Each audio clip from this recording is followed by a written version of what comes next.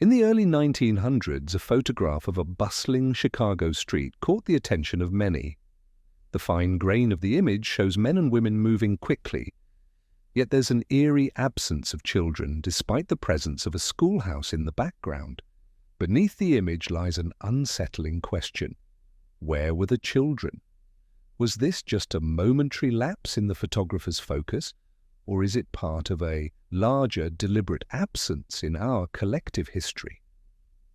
In census records from the same year, a sharp increase in the population of Chicago, especially among single men, stands in stark contrast to the normal demographic spread. This discrepancy raises more than just curiosity. It hints at something far more disturbing as to that the history we know might not be the history that happened. What if the civilizational changes we've been taught were never gradual? What if they were the result of something far more radical? By 1893, Chicago stood as the industrial powerhouse of America. The city's skyline was punctuated by the gleaming structures of the world's Columbian Exposition, promising a new age of prosperity and technological achievement. Official history paints a picture of steady industrial growth, of waves of European immigrants filling the streets and factories. Schools and houses grew in tandem with the city, while the modern world unfurled at the feet of eager entrepreneurs who had built their fortunes on railroads, steel, and innovation. Yet when we examine the archival photographs of the time, subtle inconsistencies emerge that resist simple explanation. In one image from State Street, an elaborate city thoroughfare teems with workers in dark coats and bowler hats, but the absence of children stands out in sharp relief. The photograph was taken at noon on a Tuesday in October, according to the caption preserved in the Chicago Historical Society archives. Schools were in session, families lived in the surrounding blocks, and yet, in frame after frame, the youngest members of society remain conspicuously absent from the visual record. According to census records, the rise in Chicago's population between 1880 and 1900 shows a dramatic acceleration that seems out of sync with local housing records. The 1880 census recorded approximately 503,000 residents. By 1890, that number had ballooned to 1,850. 10 years later, in 1900, the population reached 1,698,575. The city had more than tripled its population in 2 decades. There were simply not enough documented construction projects to account for the housing these newcomers would have required. And yet, the census insists they were living there. Immigration records from Ellis Island and other ports of entry show significant European arrivals, but the demographic composition recorded in Chicago's wards doesn't match the patterns of family migration typical of the era. What happened to the families? Where did all these single men come from, and why were they arriving without the wives and children that characterized most immigration patterns of the period? The official explanation points to economic opportunity, drawing young workers westward. But the scale of this phenomenon in Chicago exceeds what we see in comparable industrial cities. The pattern whispers something else entirely. As we step further into the narrative of this golden age, the wonders of the 1893 World's Columbian Exposition rise before us. The fair's structures were constructed from an innovative material that Exposition records called staff, a mixture of plaster, cement, and fiber, which, according to the official timeline, was not supposed to remain durable beyond the fair's 6-month run. The buildings were meant to be temporary, a beautiful illusion of white grandeur that would be dismantled after the crowds departed. And yet photographs taken decades later show many of these structures still standing, their elaborate facades apparently weathering Chicago's brutal winters far better than temporary plaster should. The Palace of Fine Arts, later converted to the Museum of Science and Industry, remained functional. As the official explanation credits reconstruction and reinforcement, but contemporary accounts from the fair's planning documents make no mention of such permanent foundations. Why build temporary structures with the engineering required for permanence? The imposing architecture of the fair stands as an anachronism that resists easy categorization. In one photograph preserved in the exposition's official catalogue, the clean, neoclassical lines of the administration building rise with a sophistication that seems to contradict the technological capabilities of the era. The scale alone defies belief. Daniel Burnham, the fair's chief architect, claimed to have designed and constructed over 200 buildings covering more than 600 acres in less than 3 years. For comparison, construction of the Washington Monument took 36 years. The U.S. Capitol building required decades of work across multiple construction phases. The exposition opened on May 1, 1893. Planning began in earnest only in 1890, 3 years to design, engineer and construct a temporary city, larger than many permanent ones, seems to push against the boundaries of what was possible with the steam-powered equipment and manual labor of the time. The official records speak of thousands of workers laboring around the clock, but photographs of the construction process are surprisingly scarce. We see the finished product in magnificent detail, but the evidence of its creation remains curiously absent.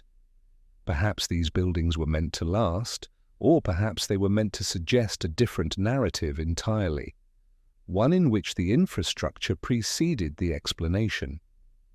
The census of the early 1900s shows a population surge that doesn't quite align with the narrative of gradual European migration. In a series of towns and cities across the American Midwest and Northeast, orphan records show thousands of children with no origin, no family name, and no documented place of birth. Statistical analysis reveals strange correlations that resist comfortable explanation.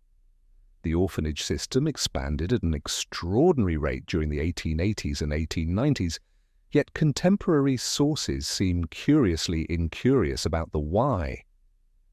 One particularly disturbing record from the New York Foundling Hospital, preserved in their intake ledgers from 1895, shows a spike in surrendered children that coincides not with economic depression or epidemic, but with the peak years of the so-called orphan train movement.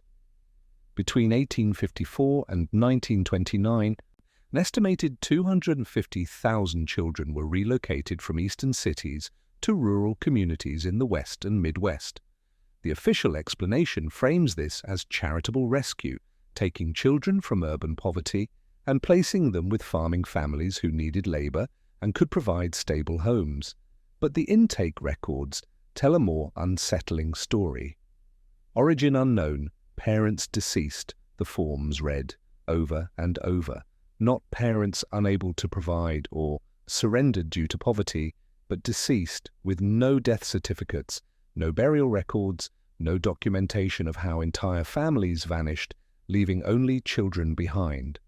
In some ledgers, dozens of children arrived in a single day, all with identical backstories, all lacking the paperwork that should have accompanied any legitimate surrender or death-related placement. The wave of orphaned children occurred precisely during the period of rapid urbanization and the appearance of grand infrastructure projects.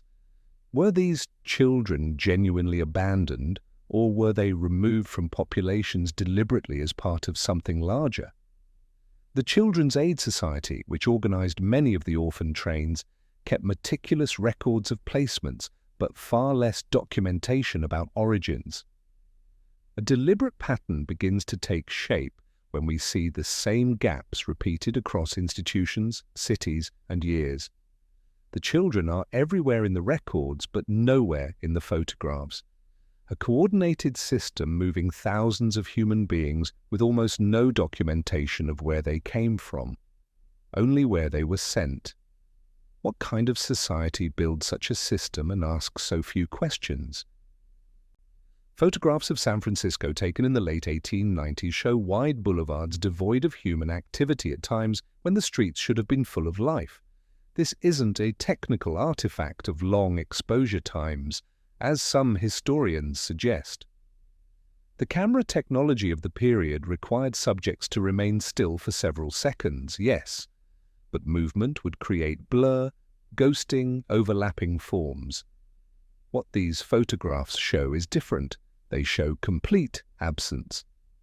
Market Street, captured in an 1898 photograph preserved in the San Francisco Public Library archives, stretches into the distance with cable car tracks gleaming in sharp focus. The buildings lining both sides stand in pristine condition, their windows reflecting light, their facades suggesting recent construction.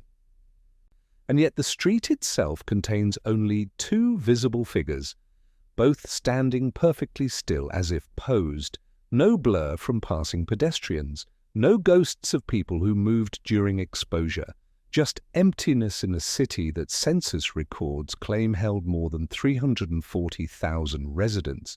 This absence creates a strange disconnect between the urban environment and its supposed inhabitants. The infrastructure exists. The cable cars, the paved streets, the gas lamps, the commercial buildings with their ground-floor shops and upper-story offices.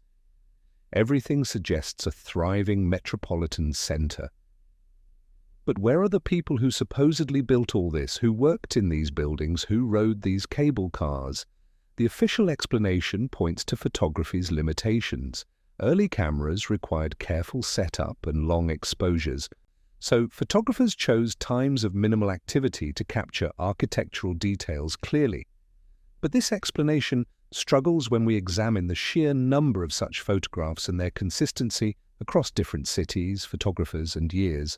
New York, Chicago, Philadelphia, Boston. The pattern repeats: grand, empty boulevards, infrastructure without inhabitants.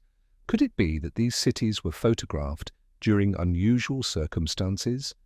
Perhaps Sundays, early mornings, moments of temporary quiet? Or does the photographic record preserve something the written record obscures? The census insists these cities were full of people. The photographs whisper a different story. Both cannot be fully true. When we look at the same streets today, crowded and chaotic, the historical photographs seem to come from a different world entirely. Not a younger version of our cities, but a different configuration altogether.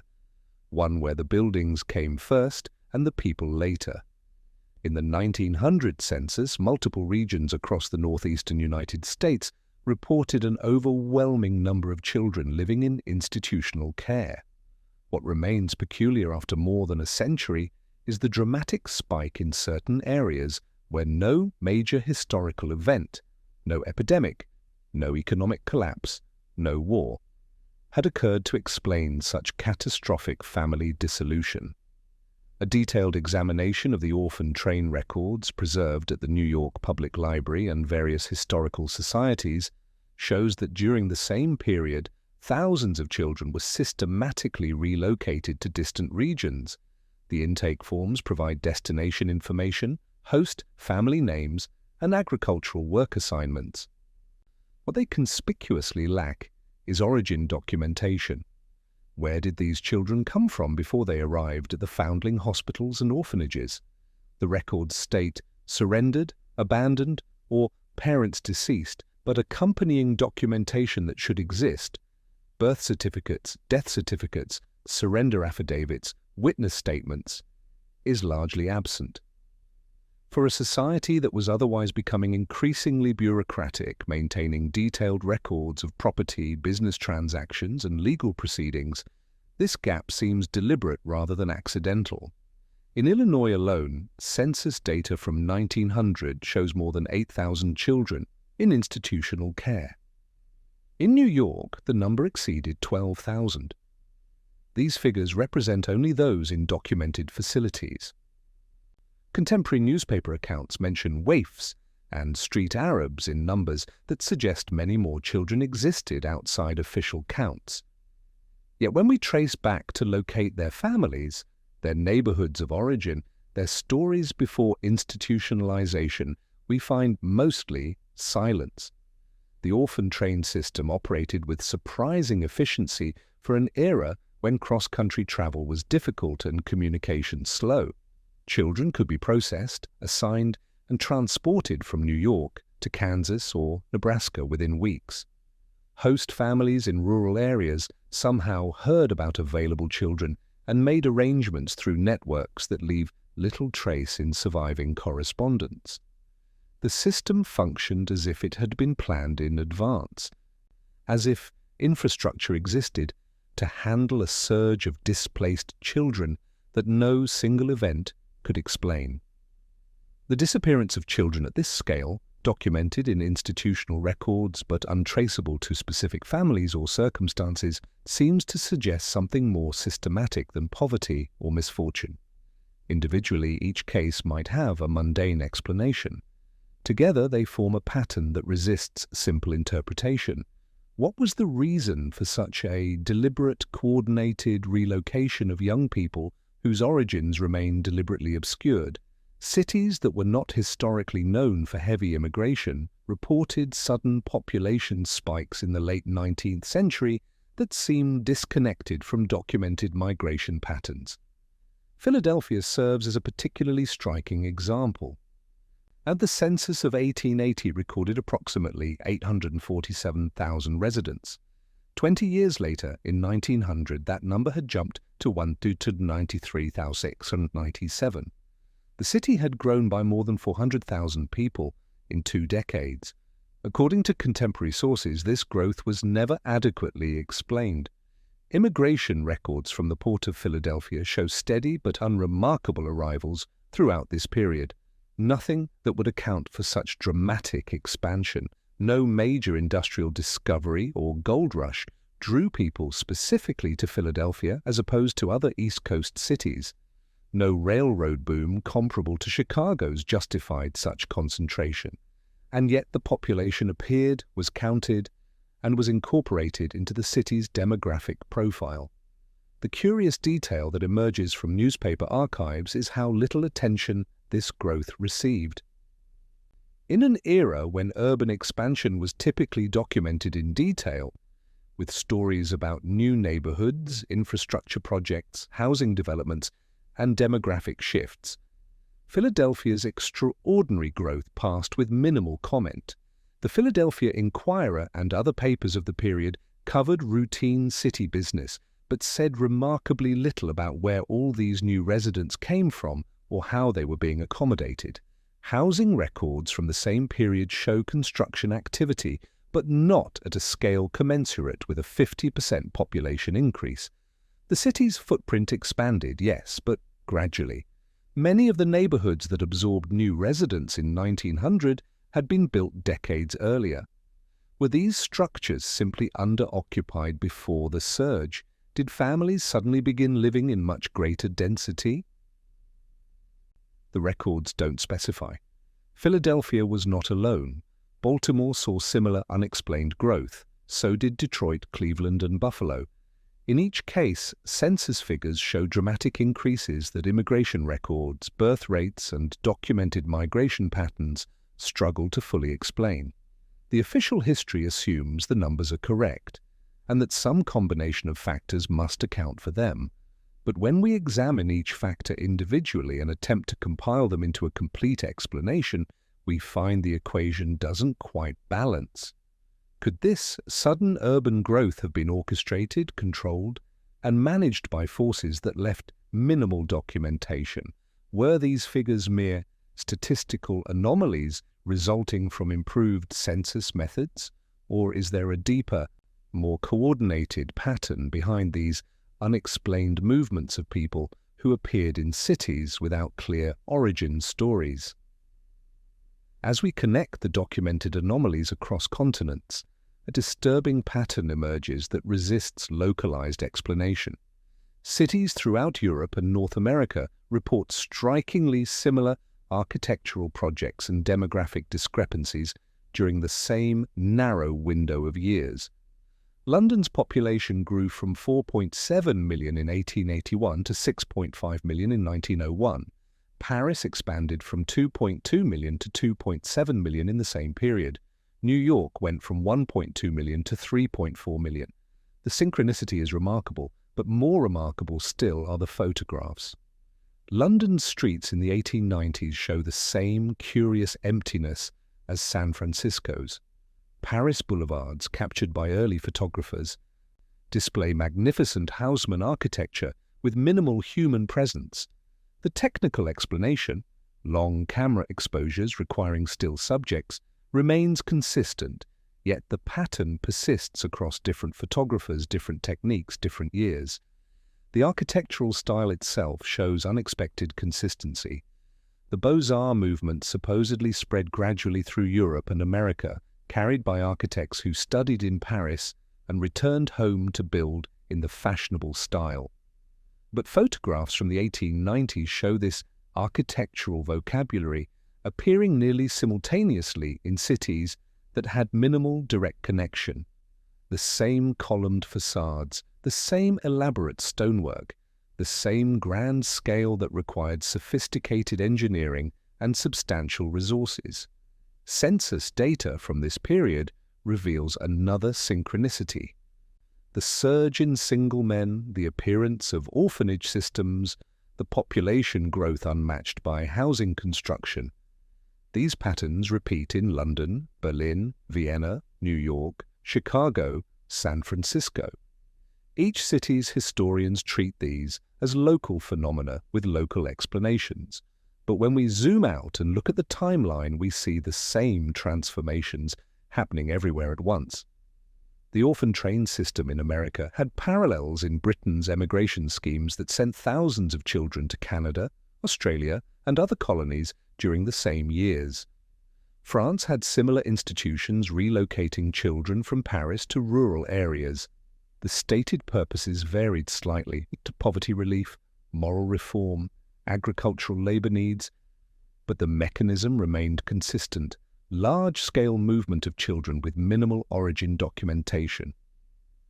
The patterns are not isolated, they form a coherent story that transcends national boundaries and local circumstances. Whether in London or Chicago, we see grand infrastructure appearing with surprising speed, population surging without clear source, and children relocated in enormous numbers. Individually, each anomaly invites skepticism. Together they suggest coordination on a scale that no official history acknowledges. The question is no longer whether something unusual happened, but what kind of event could produce such globally synchronized effects? What if the Industrial Revolution, as we've been taught to understand it, wasn't the beginning of modern civilization, but rather the restart? The hypothesis begins to take shape when we consider the accumulation of evidence: infrastructure that appeared too quickly, population that surged too suddenly, children who were relocated too systematically, and photographs that show emptiness where life should have been. The reset hypothesis proposes that something happened in the mid to late 19th century, an event or series of events that disrupted existing civilization and necessitated a repopulation and rebuilding process. The grand architecture we attribute to the industrial age might instead be inherited from before. The orphaned children might represent a generation whose connection to previous society was deliberately severed. The population surges might reflect coordinated resettlement rather than organic migration. This interpretation reframes familiar historical narratives. The discovery of ancient ruins becomes more suspicious when we realize many were found in pristine condition, not weathered by centuries, but merely abandoned. The speed of technological advancement seems less miraculous if the technology was being recovered rather than invented. The absence of children in photographs makes sense if the photographic moment captured a transitional period when infrastructure existed, but family units hadn't yet been re-established. Consider the timeline. The first practical photographs date to the 1830s. By the 1850s, photography was widespread enough to document cities. This means we have visual evidence from the very period when, according to the reset hypothesis, the Great Transformation was occurring. We see cities that look complete but feel empty. We see architecture that seems too advanced for its supposed age. we see demographic patterns that don't match natural population growth. The official history requires us to believe that humanity went from horse-drawn agriculture to industrial capitalism in a remarkably short time, that cities were built almost overnight to accommodate sudden population growth, that architectural sophistication emerged rapidly from relatively primitive building traditions. Each of these claims, taken individually, strains credulity but remains possible. The alternative hypothesis asks us to consider whether these things happened so quickly because they weren't starting from scratch. What if the cities were already there? What if the technological knowledge was being remembered rather than discovered? What if the population surge represented people moving into existing infrastructure rather than building it themselves? The deeper we examine the urban designs, the orphaned children, the census contradictions, and the photographic silences, the more this alternative interpretation accommodates the evidence, not a gradual evolution of society, but a deliberate, coordinated transformation. Not progress from nothing, but reorganization of something that came before. If this reset theory holds any validity, the implications for our understanding of genealogy and identity become profound and disturbing.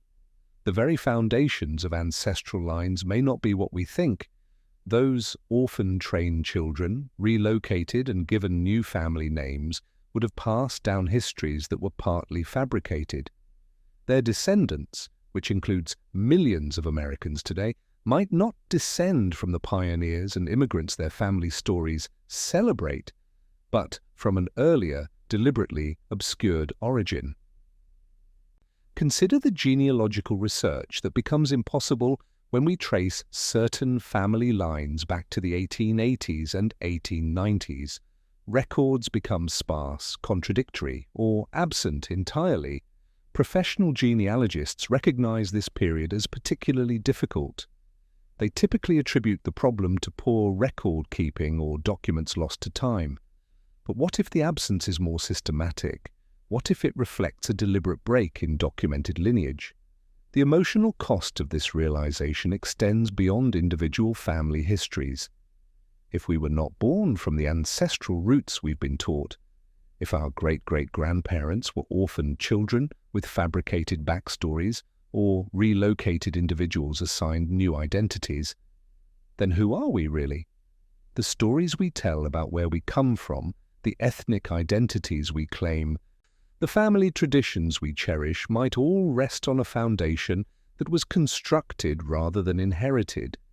This genealogical rift raises uncomfortable questions about collective identity as well. If the reset hypothesis is accurate, then the immigration narrative that forms the core of American identity becomes suspect. We might not be a nation of immigrants who chose to come here, but rather inhabitants who were placed here as part of a coordinated repopulation. The difference matters. Choice and agency define one story. Assignment and coordination define another. The implications extend to older cultures as well. European nations with long documented histories might discover that their population continuity is less clear than assumed. The people living in Paris in 1850 might not be straightforward descendants of those who lived there in 1750. The genealogical connections that create cultural continuity might have breaks and gaps that official histories have smoothed over. We rely on genealogy not just for family history, but for legal purposes. Inheritance, citizenship, tribal membership, reparations, and countless other matters that depend on proving descent. If the documented connections between generations are less reliable than we've believed, entire legal and social structures rest on uncertain ground. The foundation of identity, both personal and collective, begins to shift when we question whether our grandparents were who they said they were and whether they truly came from where they claimed. As the full scope of this alternative timeline comes into focus, a moral reckoning emerges that extends beyond matters of historical accuracy into questions of truth, trust, and institutional legitimacy. If something like the reset actually occurred, then institutions we've been taught to trust, governments, archives, historical societies, academic departments, either don't know their own histories or have chosen not to reveal them. The price of such a transformation would have been immense. How many lives were disrupted, identities erased, family connections severed? The orphan train children represent one visible element, but the reset hypothesis implies much larger scale upheaval. Entire populations relocated, old identities replaced with new ones. Previous social structures dissolved to make way for the industrial order we inherited. What kind of authority would coordinate such a transformation? The hypothesis requires some entity or coalition with the power to implement changes across multiple countries simultaneously, to control record-keeping systems, to manage population movements, and to establish the historical narrative that would be taught to subsequent generations. The scale of coordination needed makes conspiracy seem impossible unless the coordination came from existing power structures that already had administrative reach. Consider what had to happen for the reset to remain hidden. Everyone involved would need to either die, forget, or stay silent. The next generation would need to accept the official story without significant questioning. Archives would need to be curated to remove or obscure contradictory evidence. Education systems would need to teach the approved narrative consistently. Any physical evidence contradicting the timeline would need to be explained away or ignored. The moral cost compounds when we consider that this hypothetical reset might have been deemed necessary by those who implemented it. Perhaps previous civilization had collapsed. Perhaps disease, war, or some other catastrophe had devastated populations. The survivors might have chosen to create a fresh start rather than rebuild on damaged foundations. In that context, the erasure of previous history could be seen as pragmatic rather than sinister, a way to move forward without the burden of trauma. But even if the intentions were pragmatic, the deception remains. Every generation since has been taught a history that might be incomplete or fabricated. We've built our understanding of human progress, technological development, and cultural evolution on a timeline that might be fundamentally wrong. The institutions we trust to tell us truth about the past might be, intentionally or not, perpetuating a simplified narrative that obscures something more complex and more disturbing. The real question becomes, if they lied about this, what else remains hidden? As we close this investigation, we return to the photograph that started it all. That image of Chicago streets bustling with adult activity but eerily absent of children. What was missing from that photograph? What is missing from all of these images, records, and documented anomalies? The census says the children existed, the schools were built. The birth records, however spotty, suggest families with offspring. And yet the photographic record shows something else. Perhaps it's not about what's missing from the photographs, but what's present in them that we've failed to see. The architecture that appears too refined, the infrastructure that seems too complete, the urban planning that suggests more sophistication than the official timeline allows. We've been taught to look at these images as documentation of progress, of civilization being built before our eyes. But what if they document something different, from the moment when new inhabitants first encountered what had already been built? The unanswered question isn't just, where are the children, but who built all this and when? The official narrative provides dates, names, and explanations. The evidence accumulates in the other direction. Not gradually constructed progress, but sudden occupation of existing space. Not invention, but rediscovery. Not immigration to empty land, but repopulation of prepared cities. The empty streets might not represent absence, but transition. A photographer in 1895 captures a moment when the buildings stand ready, but the social life that should fill them hasn't yet fully developed. The single men in census records might not be immigrants seeking opportunity, but settlers being assigned positions in a society under construction. The orphaned children might not be unfortunate victims of poverty, but a generation deliberately separated from previous connections to ensure a clean break with what came before. We cannot know with certainty. The evidence suggests pattern and possibility, not proof, but the accumulation of documented anomalies, the photographs, the census contradictions, the architectural impossibilities, the demographic mysteries, creates a weight that official explanations struggle to bear. Something happened in the late 19th century that transformed civilization more thoroughly than the gradual industrial progress we've been taught. The photograph still hangs in the city archive.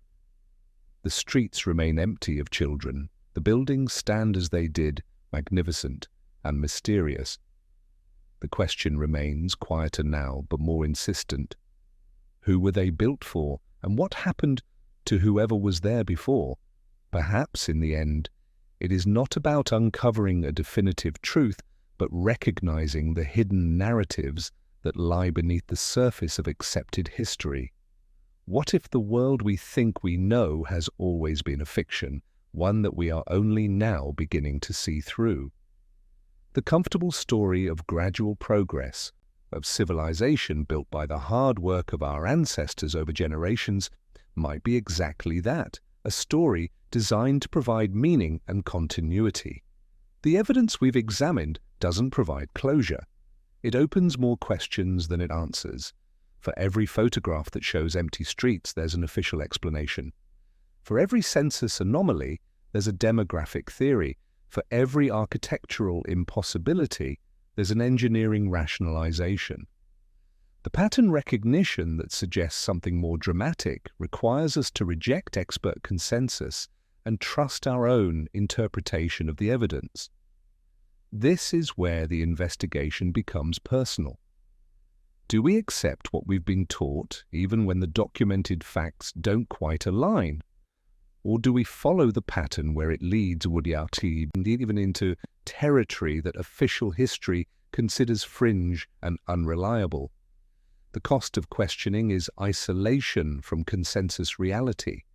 The cost of accepting is living with contradictions that never quite resolve. What remains certain is this: the photographs exist, the census records are preserved, the architecture stands, the orphan train documentation fills archives. These are not fabrications, they are real. The only question is what they mean, whether they document the story we've been told or hint at something we haven't been told. The investigation continues in archives, in genealogical research, in the careful examination of photographs that show more than their captions claim. Each person who encounters these anomalies must decide for themselves whether the pattern is real or imagined, whether the official story suffices or whether something more complex deserves consideration. The empty streets of that Chicago photograph still wait, frozen in time, holding their secrets. Perhaps someday we'll understand what that absence means. Until then, the question lingers in every historical photograph, every census record, every grand building whose construction timeline seems too brief. What really happened? And why does the official story work so hard to make us stop asking? The world we inherited came with an instruction manual, a historical narrative that explains where everything came from and how it all developed. We've been taught to read the past as a linear progression, primitive to sophisticated, local to global, superstition to science. This narrative provides comfort and meaning. It tells us that we stand at the pinnacle of human achievement, that our ancestors' struggles led to our prosperity, that progress is real and inevitable. But what if that instruction manual was written after the fact, designed to explain a world that wasn't built the way we were told? What if the reset wasn't erased from memory, but was reframed as gradual development. The catastrophe or transformation becomes the Industrial Revolution, the repopulation becomes immigration and urbanization, the inherited infrastructure becomes rapid construction. Each element of the alternative timeline has a corresponding element in the official story, not contradicting it directly, but recontextualizing it entirely. This is what makes the reset hypothesis so difficult to prove or disprove. It doesn't require us to dismiss documented history, but to reinterpret it. The photographs are real, the census data is accurate, the buildings exist. We're simply asking whether the explanation we've been given adequately accounts for what we can still observe and verify. The investigation in this sense has only just begun. Each reader who encounters these patterns must become their own investigator, examining the evidence with fresh eyes and deciding what it truly reveals. The empty streets are still there, preserved in archives. The census records remain accessible. The buildings can still be measured, their construction techniques analyzed, their timelines questioned. History is not a closed book, but an ongoing investigation. The more we look at the documented evidence from the late 19th century, the more questions emerge. And in those questions lies the possibility that we might finally understand what really happened. Not what we were taught, but what the evidence actually shows. Until then, we live in the world the reset created, whether we acknowledge it or not.